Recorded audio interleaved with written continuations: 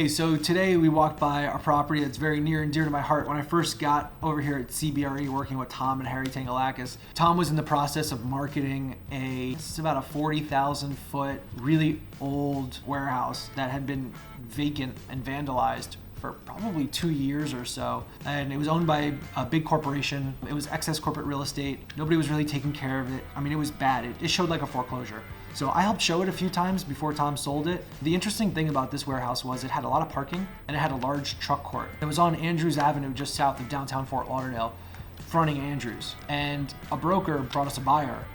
And the buyer did something really fascinating. They essentially did an adaptive reuse. They took an old warehouse and they transformed it into an office building call center space. Really, really cool. It's beautiful inside. They probably spent $3 million on the renovation. They stole the property. They bought it really cheap because it was in such terrible condition. The owners didn't take care of it. And it was also years ago, so prices per pound were much lower then. And now the building has, I would say, 150 people in there at any given time. They're out of parking. They need to buy a property nearby. And so I went there just to film the whole sort of idea of adaptive reuse, taking an old warehouse, turning it into an office building. It's a very profitable business model. A lot of people are focused on doing it. A lot of people are very successful doing it.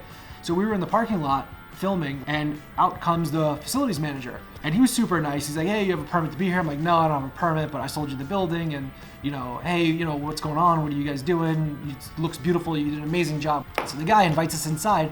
He says, well, hey, actually, we really need some extra parking. So we got to talking a little bit and he was a super nice guy. His name was Eric. And Eric was basically like, look, if you could find us a building nearby, if you have anything for lease, if you have anything for sale, we need about 20 to 30 more parking spots and I'm hiring more, so we're gonna need more parking.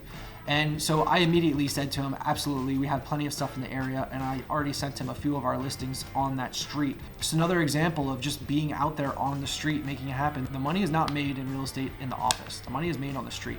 And if you're not out there door knocking or cold calling or prospecting and sending letters and postcards and making videos and doing all that stuff, then you're just gonna be behind in the game. It's all about how many eyeballs, how much attention you can get, and eventually someone who wants what you have will look at it and you'll just be able to do the deal faster for a higher price for your landlords, and that's what it's all about. So we're just trying to keep all the attention on our properties and keep our owners happy.